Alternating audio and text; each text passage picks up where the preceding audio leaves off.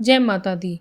आप सबका हमारे चैनल लड्डू सेना पर स्वागत है। पहला अध्याय, भगवती की महिमा व मधुकैटभ वध। महर्षि मार्कंडेय जी बोले, भगवान सूर्य के पुत्र स्वर्णी की उत्पत्ति की कथा को मैं विस्तार से कहता हूँ, आप ध्यान से सुनिए। सूर्य की स्त्री छाया से उत्पन्न स्वर्ण जगजननी महामाया की कृपा से जैसे जैसे मनवंतर के अधिपति बने, वह विशिष्ट कथा सुनिए। प्राचीन काल में सवरोचिष मनवंतर के चैत्रवंशी राजा सूरत समस्त पृथ्वी के चक्रवर्ती राजा हुए। वे प्रजा का अपने पुत्रों की भांति पालन करते थे। यवन राजाओं से राजा सूरत की शत्रुता हो गई थी। दुष्ट दलन राजा सूरत से उनका भयंकर युद्ध हुआ और थोड़ी सेना होने के कारण यवन राजाओं ने सूरत को हरा दिया। तदंतर राजा अपने नगर में आगा राज्य करने लगा, तो भी अन्य शत्रु राजाओं ने राजा सूरत पर चढ़ाई कर दी और नगर में भी दुराचारी मंत्रियों ने राजा का कोष, सैन्य तथा समस्त वस्तुएं छीन ली। तब राजा हार कर अकेला ही घोड़े पर सवार होकर शिकार खेलने के बहाने घोर जंगल में चला गया। वहां उन्होंने महर्षि मेधा का सुंदर आश्रम देखा, जो अहिंसक सिंह आदि पशुओं तथा शिष्यों और मुनियों से शोभित था। वहां बैठे हुए महर्षि मेधा को राजा सूरत ने नमस्कार किया और मुनि से उचित सत्कार पाकर उसी आश्रम में रहने लगा।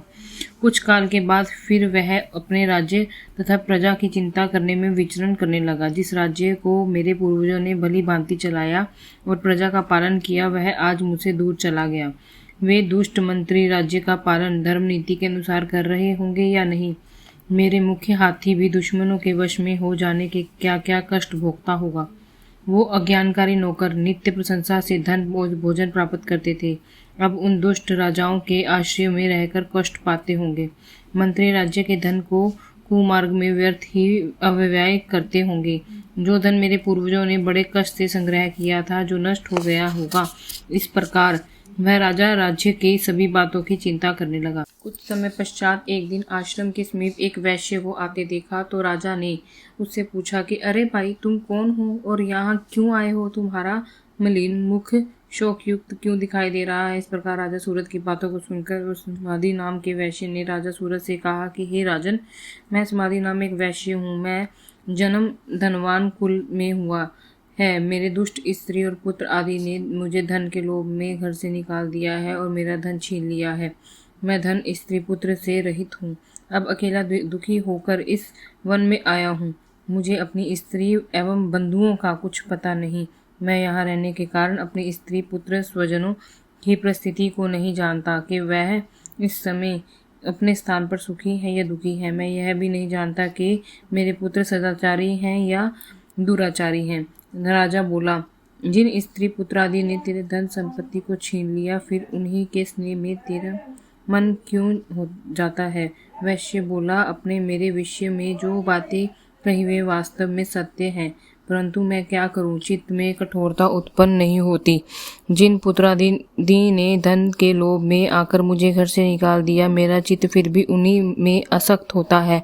मैं क्या करूं? इन स्वजनों के नरमाही होने पर भी मेरे मन में उनके प्रति प्रेम है। मार्कंडेय ऋषि बोले, हे द्विजश्रेष्ठ, तत्पश्चात राजा सूरत और समाधि वैश्य दोनों मिलकर मैदा मुनि के समीप जाकर प्रणाम करके बैठ गए और मैदा ऋषि से कथा प्रसंग करने लगे। राजा बोला, हे भगवान, मैं आपसे एक बात पूछना चाहता हूँ, आप कृपा करके बताओ। हे महाराज, मेरा मन वश में नहीं है, इससे मुझे दुख है।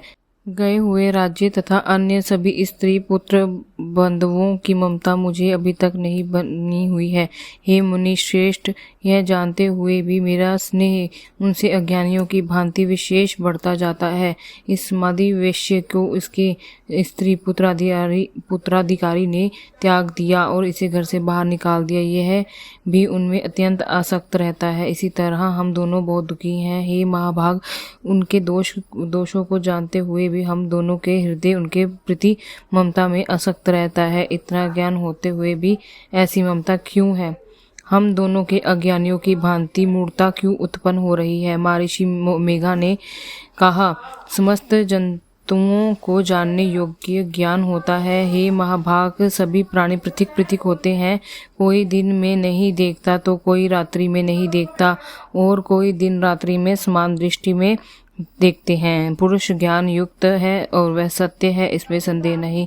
केवल इसमें ही नहीं, सभी पशु पक्षी मृगी भी मनुष्य की भांति ही ज्ञान होता है। यह स्थूल ज्ञान होता है। जैसे मनुष्य में आहार आदि की इच्छा उत्पन्न होती है, वैसे ही पशु पक्षी आदि में आहार विहार निद्रा और मैथुन आदि की इच्छा उत्पन्न होती है। ज्ञान होने पर पक्षियों को तो देखो, भूखे होने पर भी ममतावश अपने बच्चों को नोच चोंच। हे राजन, मनुष्य भी अपने पुत्रों से इसी भांति बर्ताव करता है। वह पालन पोषण इस इच्छा से करता है कि जब हमारी वृद्धावस्था आएगी तब हमारा पालन पोषण वे करेंगे। क्या तुम यह नहीं देखते कि पुत्र आदि उनका भरण पोषण ना भी करे तो भी माता पिता तो करते ही हैं, क्योंकि विश्व की स्थिति को रखने वाली महामाया के प्रभाव से वे मोह के गड्ढे में डाल दिए गए। इसमें कोई आश्चर्य नहीं कि क्योंकि भगवान विष्णु की योग्य निद्रा है, जिससे संसार मोहित हो जाता है, यही भगवान की महामाया है। वह भगवती देवी बड़े बड़े ज्ञानियों के चित्त को जबरदस्ती खींचकर मोह में डाल देती है। इस देवी ने ही चराचर विश्व को उत्पन्न किया है, और यह देवी प्रसन्न होकर भक्तों को वरदान देती है, जिससे मुक्ति मिलती है। वही मुक्ति की परम हेतु सनातनी ब्रह्म ज्ञान स्वरूपा विद्या है। राजा बोला, है भगवान, आज जिसे महामाया कहते हैं वह कौन सी देवी है? वह देवी कैसे उत्पन्न हुई और उसका कार्य क्या है? उसका स्वभाव स्वरूप उत्पत्ति आदि के विषय में भी सुनना चाहता हूँ, सो आप सभी वृत्तांत मुझे सुनाइए। ऋषि ने कहा, वह देवी नित्य है और चराचर में व्यापक है, तथापि उसकी उत्पत्ति अनेक भांति से है। उस कथा को तुम मुझसे सुनो। यह भगवती देवताओं के कार्य सिद्ध के लिए उत्पन्न होती है, अजन्मा होकर भी उत्पन्ना कहलाती है। जब भगवान विष्णु संपूर्ण विश्व को त्याग कर अनंत में जल ही जल करके योग निद्रा में शेष शैया पर शयन कर रहे थे, उस समय विख्यात मधु और कैटभ नाम के दो घोर असुर भगवान विष्णु के कान की मैल से पैदा होकर ब्रह्मा जी को मारने को तैयार हुए। ब्रह्मा जी विष्णु भगवान के नाभि कमल पर स्थित थे। उन दोनों भयंकर असुरों को मारने को आता देखकर, भगवान विष्णु को सोता हुआ देखकर ब्रह्मा जी योग निद्रा की प्रसन्नार्था एकाग्रमन से स्तुति करने लगे, जिससे कि भगवान विष्णु ने नेत्रों से भगवती योगमाया अपना प्रभाव हटा ले और भगवान जाग उठे। वह योगमाया विश्वेश्वरी जगत माता स्थिति एवं संहार करने वाली भगवान विष्णु की अतुल्य तेज वाली निद्रा स्वरूप अनुपम शक्ति है। ब्रह्मा जी बोले, हे महामाये, तुम स्वाहा देवताओं को पालने वाली हो, तुम स्वदा पितृेश्वरों का पोषण करने वाली हो, तुम स्वर इंद्र को यज्ञ का हिस्सा पहुंचाने वाली हो, अमृत भी तुम ही हो, अक्षरों के स्वर तुम ही हो, नित्य आदि मात्रा व्यंजन तुम ही हो। हे देवी, तुम ही संध्या सावित्री संसार की जननी हो, और हे मातेश्वरी, विश्व को उत्पन्न पालन और संहार करने वाली आप ही हो। आप ही महाविद्या महादेवी महिषासुरी हो। आप ही समस्त चराचर के तीनों गुणों सत्य रज तम को उत्पन्न करने वाली प्रकृति हो।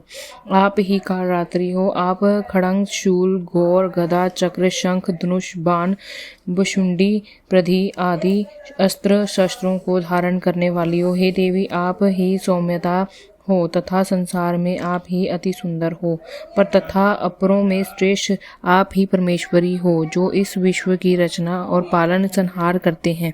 उन भगवान विष्णु को अपने अपनी निद्रा के वश में कर लिया है। फिर भला बताइए कि कौन आपकी प्रार्थना करने में समर्थ है, जबकि भगवान विष्णु ईशान शंकर तथा मुझसे यह शरीर ग्रहण कर लिया है। आप तो अपने प्रभाव से स्वयं प्रकाशित हो। मधु और कैटभ नाम के इन महादुष्टों का आप मोह लीजिए। विश्वपति भगवान विष्णु को जगाइए। इन दोनों महाअसुरों का संहार करने के लिए भगवान को बुद्धि दीजिए। ऋषि बोले, इस प्रकार जब ब्रह्मा जी ने मधु कैटभ असुरों ने संहार के लिए तथा भगवान विष्णु को जगाने के लिए तामसी देवी की प्रार्थना की, तो उसी समय भगवान विष्णु के नयन मुख नाक भुजा हृदय वृक्ष स्थल से निकलकर व्यापक योग माया उपस्थित हो गई। योग निद्रा से भगवान जाग गए तदंतर भगवान विष्णु ने और पराक्रमी वीर्यवान मधुकैटभ असुरों को देखा, जिनकी ब्रह्मा जी को खाने के लिए आंखें लाल हो रही थी। तब भगवान विष्णु ने शेष शैया से उठकर उन असुरों से 5000 वर्ष तक बहुयुद्ध किया। अति बलशाली महाउत्तंत दोनों असुरों को महामाया ने मोहित कर रखा था। अतः दुष्टों ने भगवान से कहा कि आप हमसे वरदान मांगो। भगवान ने कहा, यदि तुम मुझे प्रसन्न करना चाहते हो तो मेरे हाथों तुम्हारी मृत्यु हो, मैं तो केवल यही वर चाहता हूँ। ऋषि ने कहा। इस भांति जब भगवान ने उनसे यह वरदान ले लिया तो भगवान ने कहने लगे कि हम सर्वत्र जल ही जल दिखाई देता है, इसलिए हे भगवान, हमारा वध उस स्थान पर कीजिए जिस जगह पर पानी ना हो।